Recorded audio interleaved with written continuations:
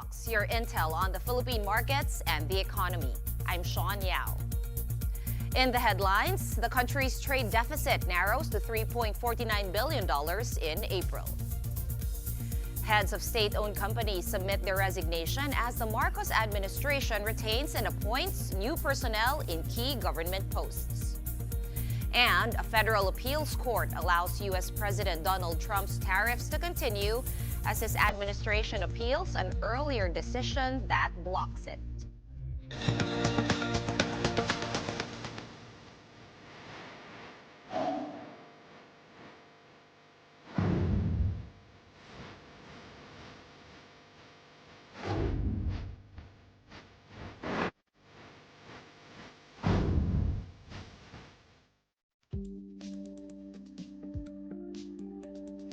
Just in a few minutes ago, the PSA, or Philippine Statistics Authority, announces the Philippines' trade deficit narrowing to over $3 billion in April, marking a 26.1% decrease from the same month last year.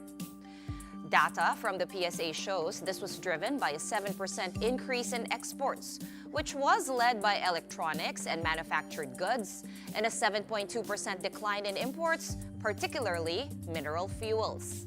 Meanwhile, the U.S. remains the top export destination, while China is still leading the source of imported goods.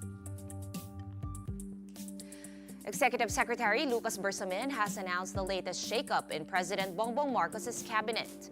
Leading the second wave of revamp is Solicitor General Menardo Guevara, who was replaced by Darlene Berberabe. Berberabe currently serves as Dean of the UP College of Law. She also served as the CEO of the Pag-ibig Fund. Meanwhile, Bersamin clarified that Guevara's departure had nothing to do with his recusal from cases involving former President Rodrigo Duterte. He and the President had a conversation about this, and the President respected his ethical decision to recuse. Police Major General Nicolas Torre III has been appointed as the new chief of the PNP, or Philippine National Police. Torre was at the forefront of the arrests of Kingdom of Jesus Christ founder Pastor Apollo Quiboloy and former President Rodrigo Duterte. You know, the appointment of elements of the officers of the PNP, there has to be kept confidential. Okay? We should respect that confidentiality. But it's the President's discretion, which I consider to be absolute. Meantime, President Marcos has accepted the resignation of CHED Chairman Prospero Popoy de Vera. He will be replaced by CHED Commissioner Dr. Shirley Agrupis, the former president of the Mariano Marcos State University in Ilocos Norte. As for other cabinet officials, Bersamin said the president did not accept the courtesy resignations of Justice Secretary Boying Remulla, Interior Secretary John Vic Remulla, and Defense Secretary Gibo Teodoro. Meanwhile, more officials from government-owned and controlled corporations have submitted their courtesy resignations. Among those who have filed resignations are Land Bank President and CEO Lynette Ortiz, PhilHealth President and CEO Edwin Mercado, PEZA Director General Tereso Pangan, and PAGCOR Chairman and CEO Alejandro Tenco, along with its entire board. Officials are expected to stay in place until their replacements are appointed. Moving on to the United States, a federal appeals court has put on hold a lower court ruling that voided U.S. President Donald Trump's Liberation Day tariffs. The U.S. Court of Appeals for the Federal Circuit issued an administrative stay, pausing the decision of the U.S. Court of International Trade until it can hear further legal arguments. The Trump administration swiftly appealed the Federal Trade Court's ruling on Wednesday to block the tariffs. The three-member panel unanimously agreed that the president overstepped his authority in imposing across-the-board tariffs on countries that sell more to the United States than they buy.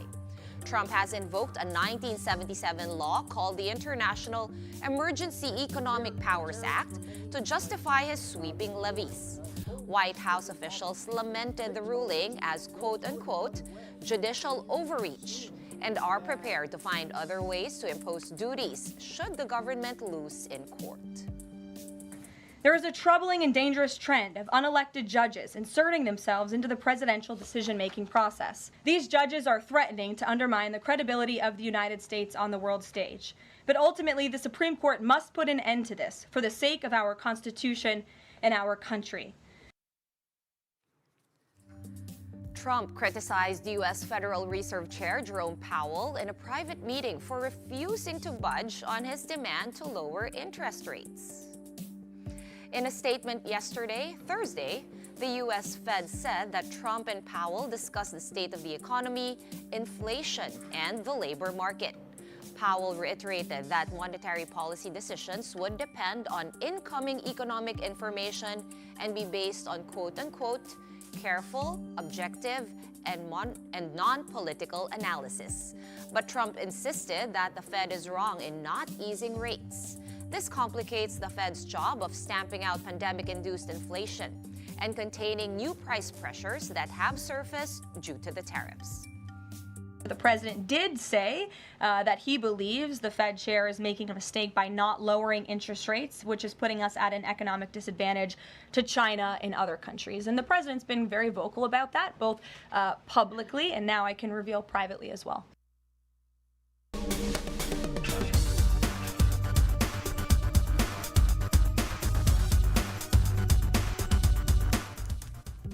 And now to weigh in on all these developments and their implications on the Philippine economy, joining us this morning, economist Cristina Ulang. She is the research head over at Metro Pacific Investments Corporation, joining us now via Zoom.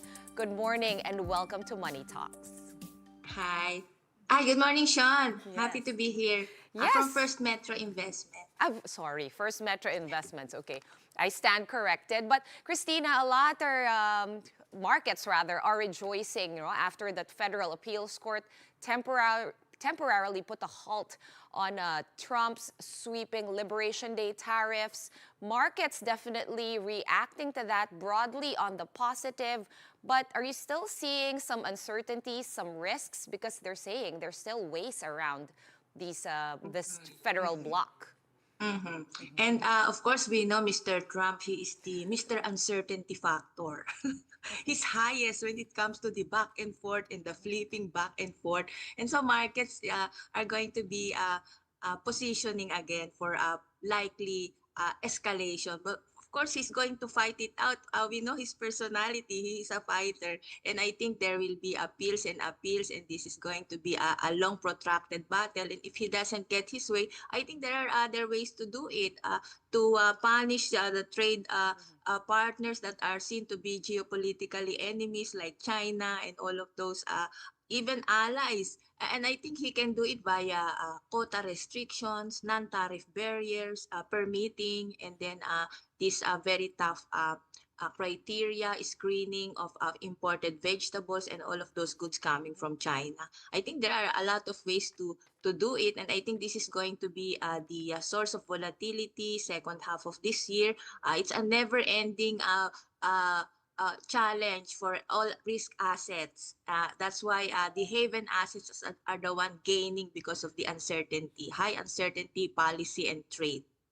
That's right. The U.S. also, they've got a growing deficit, a growing debt.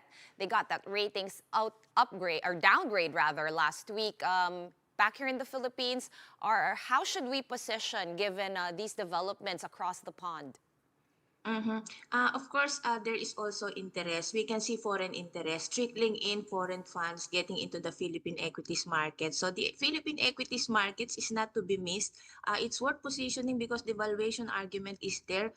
10 times PE, very cheap compared to the emerging markets. And of course, the growth factor is there. The IMF has lowered our GDP, but it's still in a very respectable, decent range of like 5.6%. And government, I think, is going to do everything monetary policy-wise and fiscal-wise to support the economy against the growth shock. And I think our demographics also favors the aggregate demand expansion. So I think we will be seeing growth is still second quarter. We're very bullish about second quarter because the impact of the election spending is going to be shown in the numbers, and also the inflation picture is easing. We have heard the increase in the OPEC oil supply, 1.5 million. Maybe it will be announced this week, and that's going to depress global oil prices. This is going to help our inflation, which is now at the latest was 1.9% for April. So if you're going to look at the inflation last year, it's 3.9% for the month of May. It may easily have a base effect on the number. So we can even beat the 1.5 area, 1.5% area of inflation for May, maybe better than 1.5 or around 1.5. And that's going to signal to the BSP, this is the time to cut in its next meeting on June 19. Okay, Christina, what I heard from that answer in your overview of the broad macro economy is that you are very bullish over at First Metro Investments about GDP. Please tell me, like, let's parse through that, because in the first quarter, 5.4%, that missed the broad forecast of 5.7%. So what's the difference between the first quarter and the second quarter? Is it that election push? Of course, our first quarter was like 5.4, no, first quarter GDP, which was way below the historical average of 7.1% first quarter in the past election years. So it's really way below that. And what we're seeing is inflation was high, 2.9% beginning of the year. And the market is battling with very weak peso, 58.12 peso at the start of the year. But what we've seen is a reversal of all of these things. Inflation has come down to 1.9% of April. 1.2, 1.3% April, very low. And then our core inflation has also gone down to 2.4 from 3.5 last year, first January to April. GDP deflators also 2.1% January to April of this year versus last year. So prices are rising but very slowly, and the food inflation is also rise, especially in negative territory. So that's one factor, and that's gonna boost consumer spending and consumer confidence. Our unemployment 3.8%, and the forecast for our full year unemployment is just going to be like 3.9% full year, and until next year 3.8% is the forecast, and that's very good in terms of the spending aggregate demand. And then of course we have this downside coming from the 1 month freeze on government disbursement infrastructure, but that's going to be offset by the fact that our factory data, if you're going to look at our factory data, 53, we are at the expansion level of 53 based on the IHS market for the month of April. And we have also, of course, the election spending and all of this improvement in the peso. The peso is up like 2%, 2.4% year to date. So all of these are feeding into the consumer confidence, the ability to spend, the confidence to acquire more and not just be confined with the essential. So we want consumer spending, seeing it to go into these discretionary items also. And I think in the second half, we will see more of government policy support in terms of government spending and also policy cutting by the BSP. All right.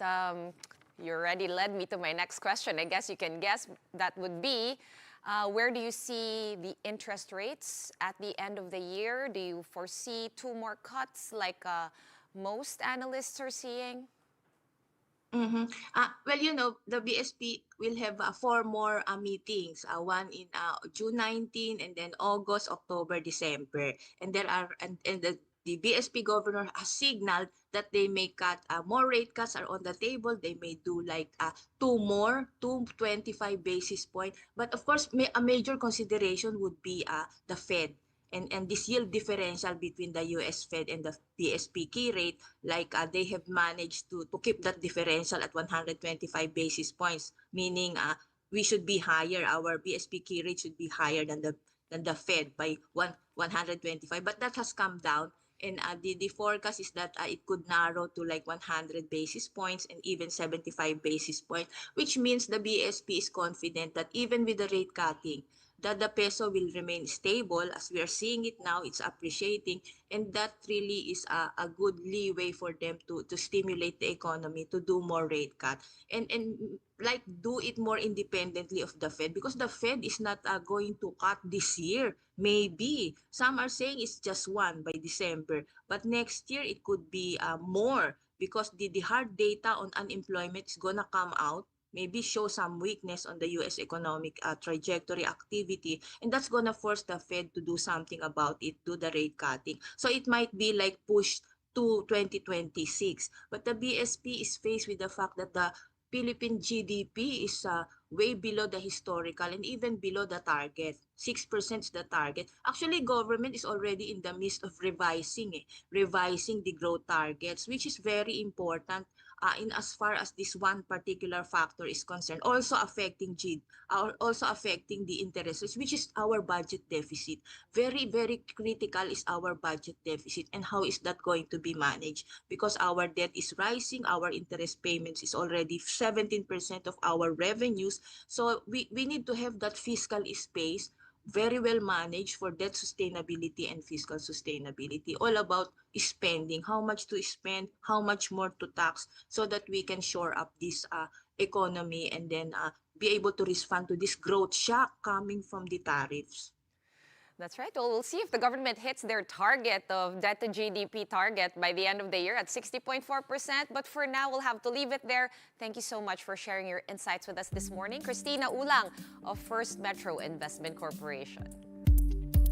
We're going to be taking a very quick break, but coming up, a look at how global markets are moving following the court decision on U.S. tariffs. And find out how trade uncertainties are affecting the BPO industry here in the Philippines. Keep it here on One News.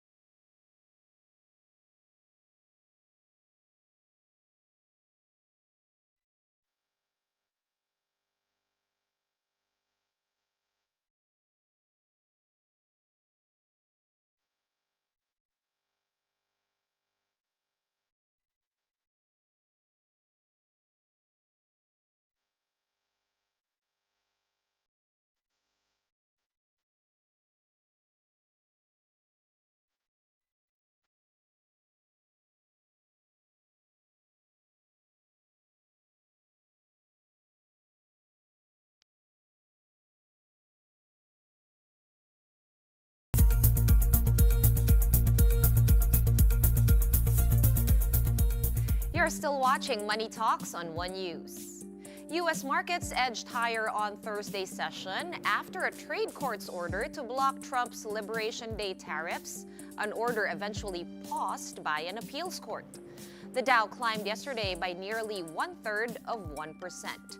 Both the S&P 500 and the Nasdaq also rose by about 1/4%. U.S. 10-year Treasury yields slipped to 4.423% or 4.42%, while gold prices broke its two-day losing streak to close yesterday at $3,317 per troy ounce. U.S. futures point to slight losses when the markets opened later tonight, Manila time. The Dow falls by 0.1%. The S&P declines by 0.25%, and the Nasdaq is down by 1/3%. Checking in on Asian markets, as of 9:30 a.m., we're also seeing down arrows. ASX 200 down under, falling by over 0.2%. The Kospi in Korea down by nearly 0.4%, and the Nikkei, Japan's benchmark 225 index, declines by over 1.5%. Taking a look at Philippine markets now, the Philippine Stock Exchange Index opens this Friday higher by 0.5% at 6,444. Last-minute profit-taking pulled the PSEI into the red, closing yesterday, Thursday, lower by 0.2%. Meanwhile, Philippine peso opens today stronger at 55.60 to the greenback. The peso closed yesterday weaker at 55.73 against the USD. The Bangko Sentral ng Pilipinas may cut interest rates further this year to support economic growth. That is according to reports from the ING Bank of America Global Research. Or ING Bank and Bank of America Global Research, rather. ING expects a total of 75 basis points in cuts, projecting the policy rate to fall to 4.75% by the end of the year. In a separate report, the Bank of America Global Research said that it expects 2 more cuts in the coming months. BOFA says the BSP will likely cut its policy rate by at least 50 basis points more, starting next week or next month, June 19. The two banks pointed to easing inflation, a stronger peso, and global uncertainty as reasons for the further cuts. Checking in on the BPO industry in the Philippines, which is still bullish amid uncertainties brought about by Trump's protectionist policies. Dale Israel has the details. The contact centers and business process outsourcing firms in the country is not at all worried over the renewed protectionism approach of the Trump administration, even if most of its clients are in the United States. In fact, the BPOs in the country have posted a total of $38 billion in earnings in 2024, which is about 7% higher than in 2023. Despite the trade and uncertainties, the United States remained the primary provider of outsourced work for the Philippines, accounting to about 85% of all contracts. Industry sources predicts $49 billion in revenues by 2028 if current trends continue, making the Philippines in the top global position in the contact center sector.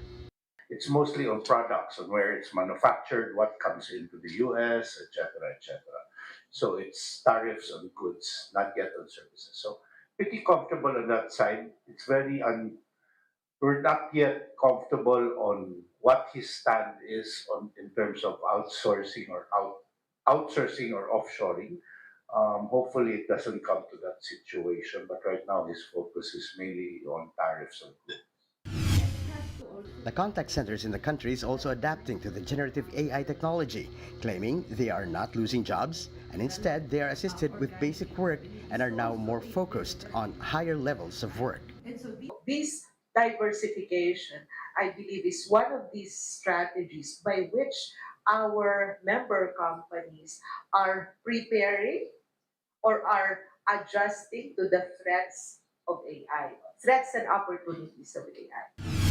The group also welcomes government upskilling programs across the sector with 500 million pesos earmarked for BPO training. Dale G. Israel, One News, Cebu.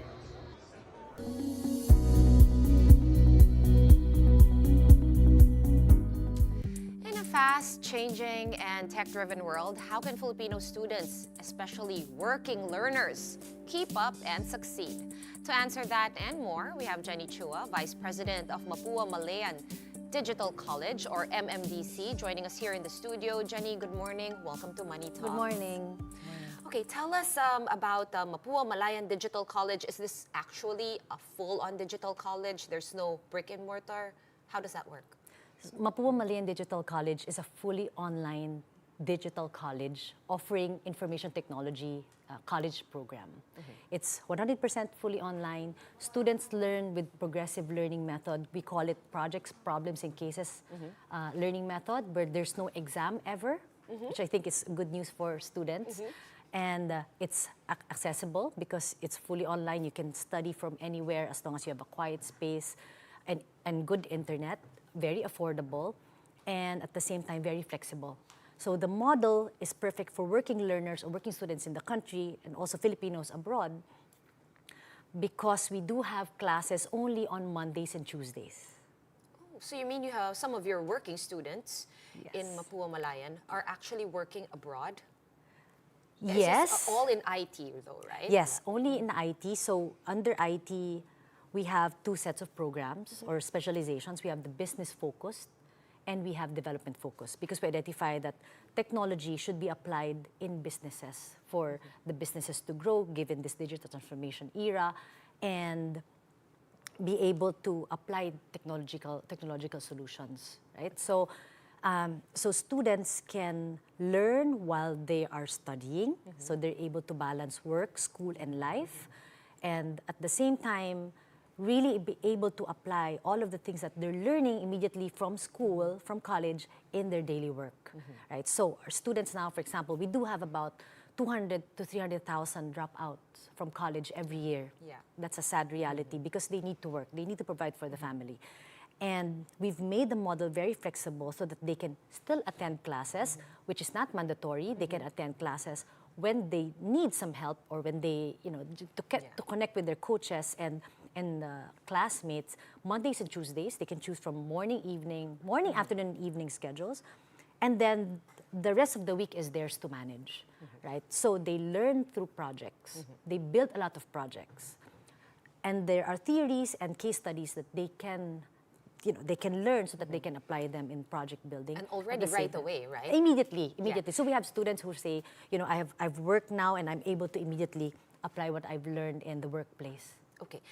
You're also using AI as a mode of instruction. Is this part of your model? Tell us what role AI plays. Yeah, very excited because this year our new batch of students will be experiencing how AI can equip them and help them in their studies in terms of comprehension, conversation. We call it our AI coach, or with our partner Coursera as our learning management system now, it's going to be called Coursera Coach, wherein they converse and dialogue with AI tools so that they can be more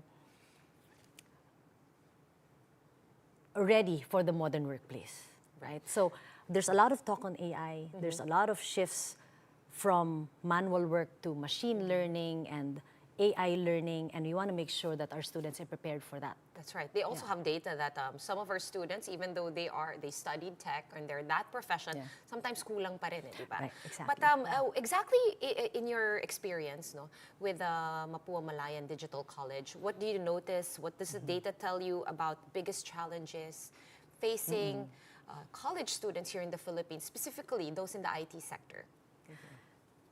There are a lot of shifts happening in the workplace, because there are a lot of shifts globally that's happening. Technological shifts, demographic shifts, and even the effects of climate change or global warming. And so the different skills that we have now needs to be upgraded. That's why there's a lot of upskilling talks globally. Right? There's a lot of platforms advocating for upskilling. And that's what we need in the Philippines. Because of technological shifts, especially in businesses, and for businesses to serve a lot of markets, because businesses now, whether SME or corporations or big companies, they venture out to more markets, more countries, for example, to serve more customers, right? And to grow. And so we're lacking the talent and the skills that graduates need to have. And so a lot of our IT graduates now in the Philippines lack the skills to be able to be employed in the IT industry. Some foreign experts say in the IT field that graduates from the Philippines lack the skills that they need to get employed. There not was just a study globally. that actually Yes. came out and shows that, yes, there is a little bit of bridging that gap. Yes. And so if anyone out there is listening, watching, and interested, of course, Mapua Malayan is fully digitally online. You're available online, so they can check out your website, just a quick Google, and all the course offerings are there. Yes. Jenny, thank you so much for talking to us this morning and sharing with us what you guys do over in Mapua Malayan Digital College. Jenny Chua, again, Vice President of Mapua Malayan Digital College. And that's it for Money Talks. I'm Sean Yao. Catch us again on Monday at 9:30 a.m. here on One News. Have a great day ahead.